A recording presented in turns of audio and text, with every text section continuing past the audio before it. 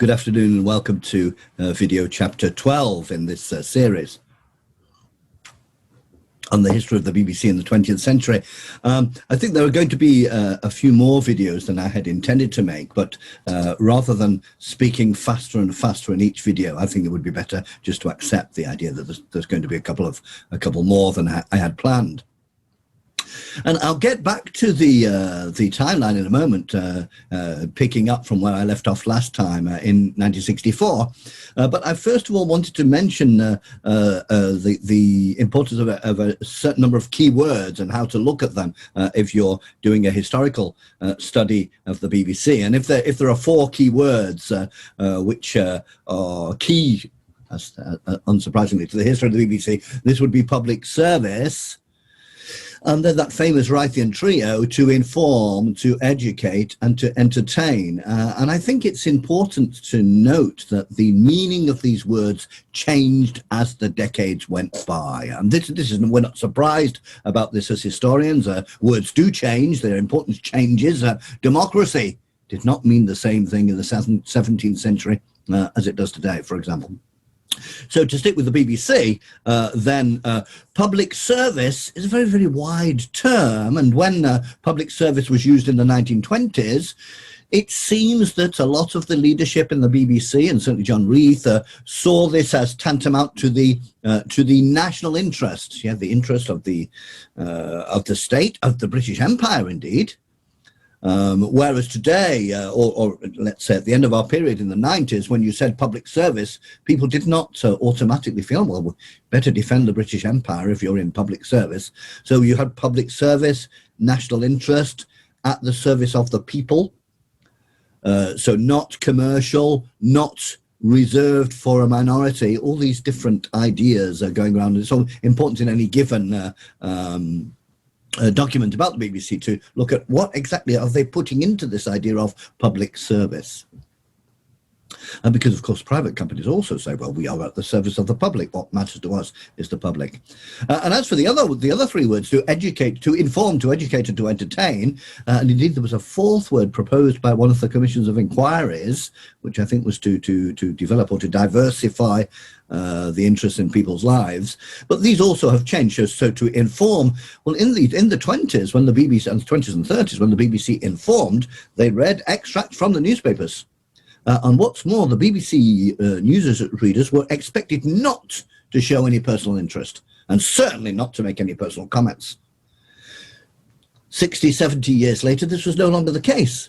First of all, the contents of the news was much more varied, much less just what the Queen has done and what the government has done, and much more what is happening in people's ordinary lives, much more interviewing people in the streets. What do the people think, or what do some people think? So a much more democratic spirit in information.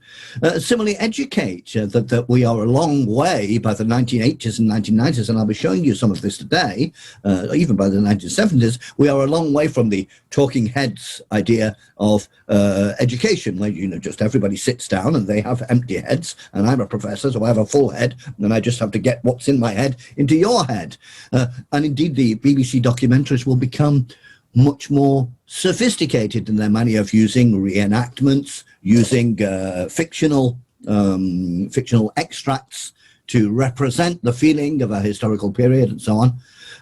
And indeed, education will also be something which is thought to be appropriate both for very, very young people, 3, 4, 5-year-olds, and for older people, for adult education. There will be important projects of adult literacy and important projects of the Open University and so on. So the whole idea of educate really changed rather a lot. And indeed, the generally accepted ideology of how to educate people had changed, because certainly in the 20s and 30s, and even in the 50s and 60s, it was very, very common to assume that some people were very clever, and so you could educate them, and other people were really just not very clever, so there's no real point. And this was the basis of the division of the secondary school system in Britain into, at 11 years old, you took an exam in the 50s, 60s, 70s, half of the 70s, and then this was really to find out if you were the sort of person who should go to university at 11 years older.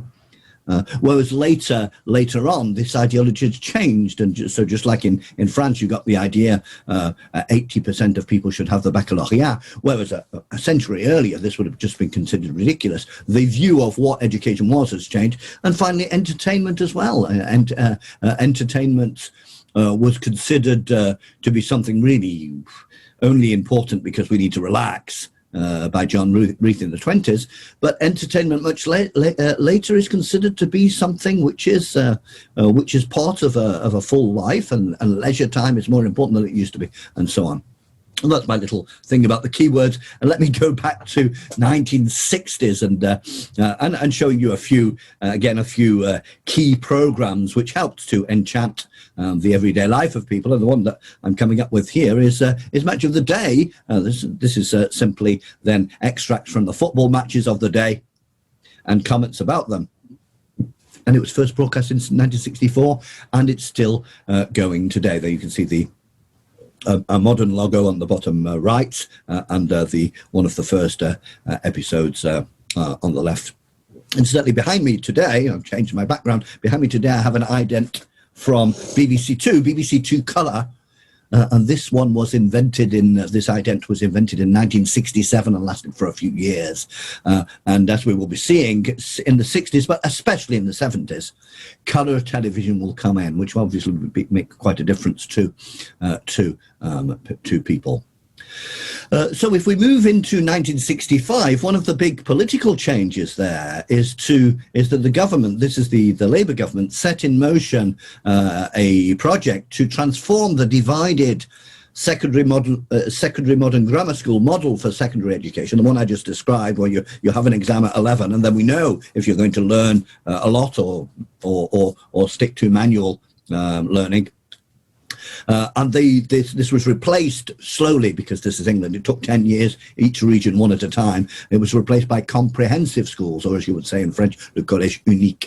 So an important democratic change in the way that education was viewed. And it's not surprising that the changes in education, the changing in broadcasting, will tend to go hand in hand to some extent. So this is the Labour government of Harold Wilson. From 1964 till 1970, although Harold Wilson will come back briefly in the middle of the 1970s. And this Labour government, although it did not carry out huge social reforms like the Labour government of 1945, the Labour government of 1945, free hospitals, massive social housing programme, nationalisations, and so on and so forth, there was much more, there was much less big social changes in the 1960s. However, the Labour government did bring in a series of changes which were less expensive, but certainly very important. The legalisation of abortion in 1967, the legalisation of homosexuality in 1967, changes in the divorce law, setting up the Open University to allow adults who had not been able to go to university, perhaps for financial reasons, although university was free, it required that your family did not need you to go out and earn money. So a certain number of important changes in society under that government. For example, the Race Relations Act in 1965 made it a civil offence to refuse to serve someone in a shop or in a business because of their colour. This was very modest. It made it a civil offence. You couldn't call the police. You had to call a lawyer. Although it was very modest in scope, this was the first anti-racist law passed in Britain, and it was generally ahead of most of other European countries, which was not very difficult. On the 10th of October, a new service for Asian immigrants, not that one anyway, a new service for Asian immigrants began broadcasting weekly television and radio programs broadcast on Sunday mornings, very often in Indian and Pakistani languages. This is also the year of the Nigel Barton plays. These were two plays, which you can find on YouTube, in fact, which were part of the Wednesday play. And they were about a working class man who became a member of Parliament, and all the things which were difficult about this for him and for the people around him, that he was joining the elites, and he was expected to do things for his community, a mining community, and yet that was quite complicated. So there's a relatively sophisticated exploration of political life, also quite amusing. And so this was by Dennis Potter. So this was an example of social content going onto the BBC. In 1966, Harold Wilson was re-elected as Prime Minister. However, he got into some conflict with the trade unions because he decided to introduce a wage freeze to stop no wage increases or price increases for a year or so. And this was not necessarily very well taken, because people had got into the idea that their standard of living every few years was getting better. The prosperity. So this was the beginning of doubt about the post-war boom. This is also the year of the first regular stereo radio transmissions, and the year of another Wednesday play called Cathy Come Home. Now, Cathy Come Home was a television play directed by Ken Loach, who later became far more famous. And in 1998, when they had a poll about it, it was voted the best single television drama in history. So it was filmed in a particularly realistic style. And I think I already mentioned this to you, but this is a time where, remember, in the television, there are only 2 channels. And the number of people who watched this Cathy Come Home was huge. It was like, I can't remember if it was 15 million or something like that, but it was a really huge thing. So it could be really have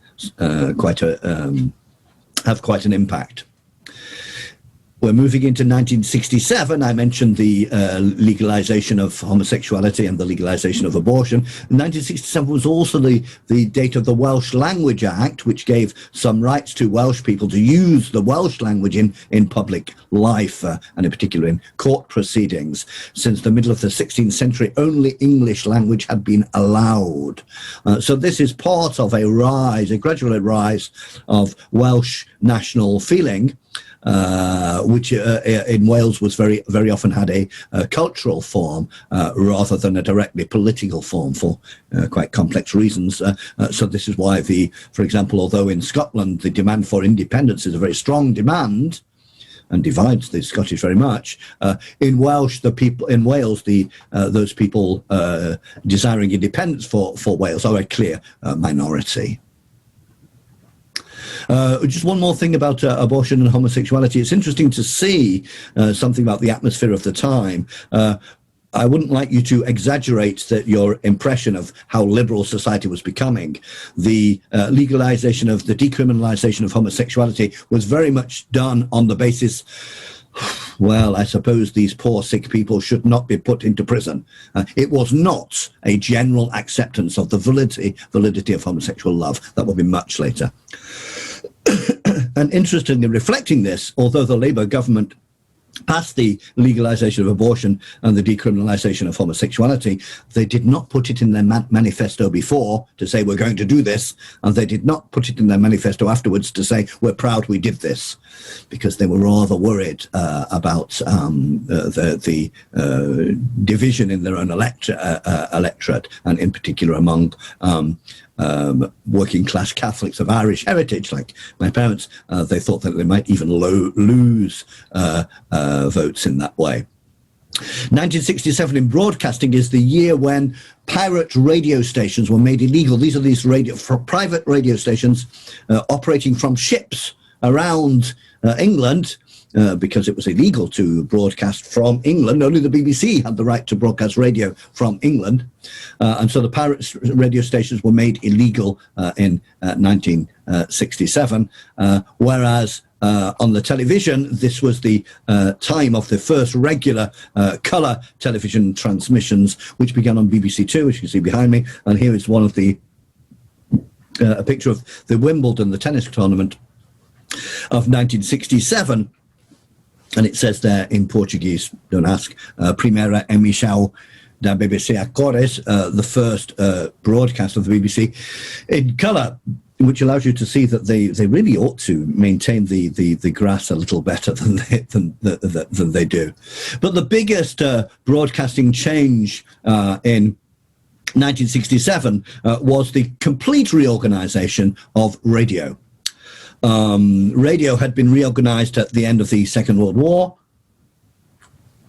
divided into the home program, so the home service, the light program, and the third program. And that lasted for 22 years, 45 to, I think it was 45, yeah, 45 till 67. Is that 22 years? Yes, I think it is. And it was completely reorganized in 1967. Why? Well, one of the reasons was that although they just made in 1967 the pirate radio stations illegal, they had been extremely popular and been very fierce competition for the BBC. And so making them illegal could lose quite a lot of support for the government. And so to compensate somewhat, they tried to make sure that the BBC was thoroughly modernized in style, because the pirate radios really invented modern popular music radio with huge amounts of music, humor, and general hipness, which and they were very cool, the pirate radios, and the BBC was not cool. And so once they had banned these radios, they then developed a very similar style. And in particular, they established then BBC Radio 1, which was only for popular music. And even today, the same structure remains today. BBC Radio 1 for today's music, this year's music. And they, in 1967, they recruited their entire team to run Radio 1, to the disc jockeys. They recruited them all from the pirate radio stations. I think there were 20 people in the team, no women at all, just to give you an idea of how they were modern but also not modern. And here you have Tony Blackburn, who was one of the most popular disc jockeys of the time, and that's what they did on Radio 1. Radio 2 was going then to produce also mostly popular music, but mostly popular music for the previous generation. On Radio 2 in the 1960s, you could listen to Frank Sinatra, to big band, to some jazz, and so on. Radio 3, classical music and opera, and a bit of theatre. And Radio 4, intelligent speech, theatre, documentary, and debate. And it has to be said that there's obviously a system which has worked quite well, because it's still in place today, although today, of course, the situation has completely changed because of the internet.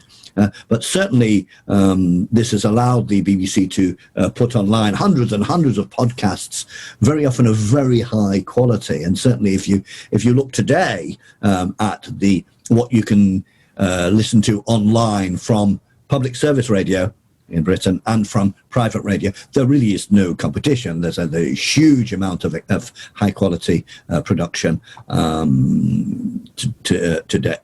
today.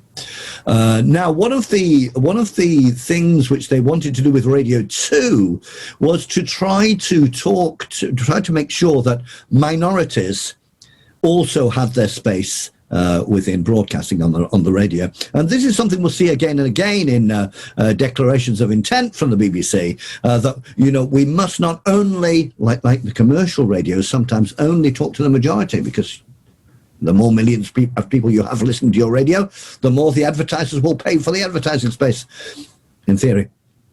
Whereas Radio 2 was, the BBC, and in particular Radio 2, was very interested in minorities. And it's very interesting to look at what does that mean, catering to minorities. Well, it was not a question only of ethnic minorities. Indeed, in the 60s and 70s, that was not the main point at all, but also types of music which did not have very wide appeal. And so Radio 2, and I believe I believe on my blog somewhere there is a a documentary about this. So Radio 2 would present a whole series of specialist music programs. For example, the Folk Show would talk about folk music. The Organist Entertains, which you can see in front of you, would play and talk about music from the theatre organ, because that's a theatre organ with 4 keyboards and pedals and all sorts of other stuff. So obviously, listening to this music from the theatre organ is fundamentally a minority interest. Although everybody might be interested from time to time, and that was one of the ideas of what public service radio should do: present a wide variety of content available for the British public. And this has often been considered to be one of the roles of the BBC to develop people not only by playing classical music and opera, but also all kinds of minority interests which could enrich people's lives. I already mentioned this in sport, that one of the effects of public service television on sport was to help to popularize some minority sports, and this is with the idea that it's better to have, in a country of 50 million people 20 or 30 different sports in every town that people could play, rather than just having everybody playing football and cricket. And this is a particular idea about human personality development, of the usefulness of variety. And I think it's probably fair to say that a program like The Organist Entertains or The Folk Show would have more difficulty, because it's a niche, would have more difficulty in surviving on commercial radio, because the advertisers might be saying, well, where are the millions of people? Where are the millions? In November 1967, following the previous Commission of Inquiry's recommendations, the BBC launched its first local radio station, and there was a documentary on YouTube called 40 Years of Local Radio. Fascinating story. They got the idea. There's a lot of local radio in the United States. But there was a problem with doing local radio anywhere, because in Britain it costs £50,000 a year to run a radio station. And although people like local radio stations, especially, well, I know more about this in Britain, but certainly people of Leeds or Manchester or Blackpool, they have a strong local identity. They don't, they really care about having a radio which will talk about what's happening in their town. Nevertheless, it's rather expensive, and so it was arranged that there should be a two-year experiment of BBC local radio. And the wonderful thing about it was the BBC was not going to pay; the local authorities were paying.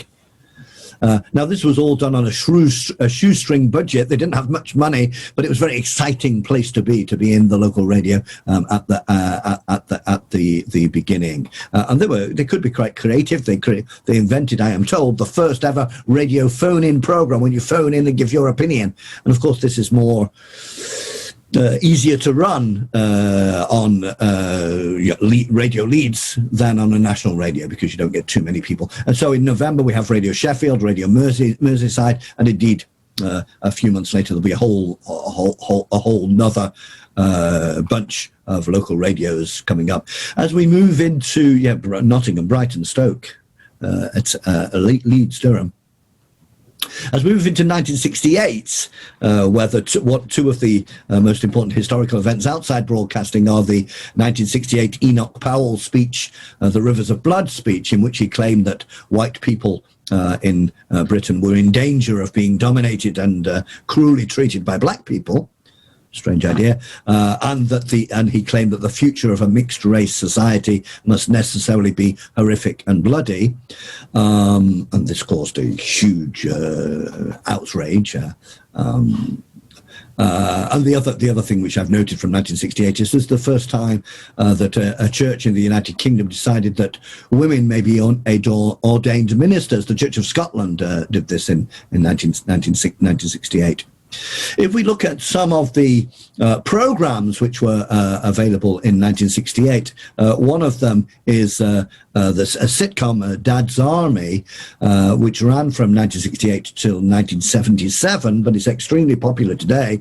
At the time, the series could regularly gain audiences of 18 million people. This is tremendously difficult to do today, with there being hundreds of channels and so on.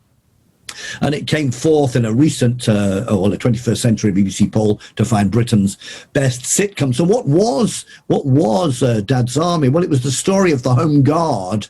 That is to say that during the Second World War, the men who were too old or too ill to join the army could join the Home Guard, where their job was to watch for fires from bombs, or to check the blackout to make sure nobody was letting any light out, etc., etc.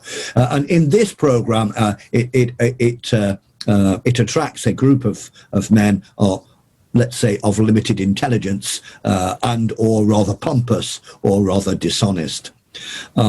So interesting that it should be 1968. Perhaps in 1958 it was not so easy to make jokes about the war, which had been a tremendously traumatic experience, and so was covered up in a heroic narrative for 10 years or so.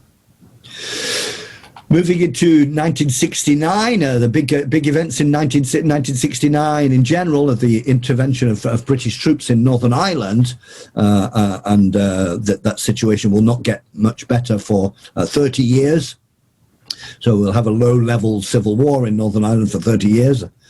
And also the first discovery of oil in the North Sea, which will make a lot of money for the UK 20 years later, because it takes a long time. And the launching of the Open University, so university education for adults, working from home, perhaps going to a summer school in the summer, and watching programs on the BBC. This is also the year 1968 when the age of majority was reduced to 18 from 21, and there was announced the end of official censorship of the theatre. So all of this is about increased respect for young people and increased democratic spirit. It was suggested that it was not appropriate for the government to tell theatres what is okay and what was not okay. So this is a certain liberalisation of society, which in any case we tend to identify with the 1960s. And if we look at the programmes coming out in 1969, then one of the key ones, this is a sitcom, it lasted for 10 years, from 1969 till 1979, although it was revived at the very end of the century. And it's a sitcom about two women who share a house, two young women who share a house in Liverpool. So it's one of the phenomena of 1960s, 70s, and even up to today in Britain, that sharing a house is the normal way for young adults to live.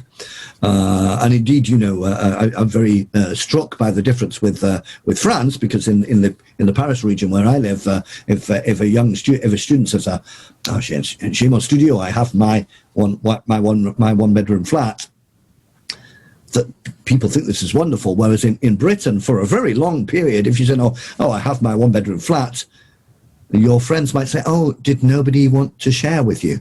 Because the norm is to share places to live, which probably says something very deep about the difference between the cultures, but I'm not sure what. In any case, The Liver Birds, which is very much about suggestive jokes about girlfriends, but relatively sophisticated. You can see episodes on YouTube again. What was specific about this one is, first of all, it's about the lives of two women, whereas many of the sitcoms really concentrated on the lives of the men, not just, we've already seen a couple of examples, The Likely Lads, about two men, Dad's Army, obviously about men, and a whole series more. Men were very much more present in drama and in sitcom. So it was written by two women, which in the 60s could be considered rather rare. So it looked at young women finding their way in the world, trying to deal with sharing a flat and discovering boyfriends, what to do with boyfriends, and so on. And I think this perhaps goes into the category of social situation comedies, where one of the important things for the audiences is that we get to laugh about questions which are actually rather worrying. All the things about falling in love, about dealing with the opposite sex. Remember, there's still a huge number of people in the 1960s, huge number of people going to an all-boys school or to an all-girls school. And so this is obviously would have a big effect on relations between the sexes. Another example of a program which began in 1969, although it only lasted a couple of years. I wanted to note it because I think it had something significant about it. Firstly, this is the Galloping Gourmet. It's a cooking program, one of the early cooking programs, and 1969 to 71. And there's a couple of things I'd like to say. There's, first of all, having a man cooking on television in the 60s in Britain was perhaps, not obvious as a choice, because certainly it was an extremely homophobic society at the time, and certainly if any young man liked cooking and was good at it, they would not be telling their friends, because you would be automatically categorized as a homosexual. And the other thing about this is, look at this, the Galloping Gourmet television cookbook. So this was the beginning of that period when things were reputed to be better because they had been seen on television. In any case, rather suave Galloping Gourmet, he made the meal in front of a studio audience and then invited one of the ladies from the audience to come and eat the meal with him, the Galloping Gourmet there. So this also has a particular space within these categories of inform, educate, entertain.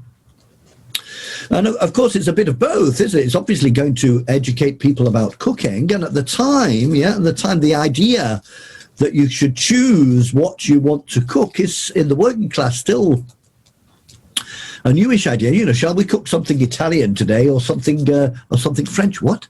Whereas the more normal would be just to eat the same things every week, sometimes quite good, but eat the same things every week. I remember my father, who was a working class man, and he went to the doctor, and the doctor asked him at one point when he was about 60, that's very old, isn't it? Well, what kind of diet do you eat? What do you eat? And I remember my father always, well, I just eat normal.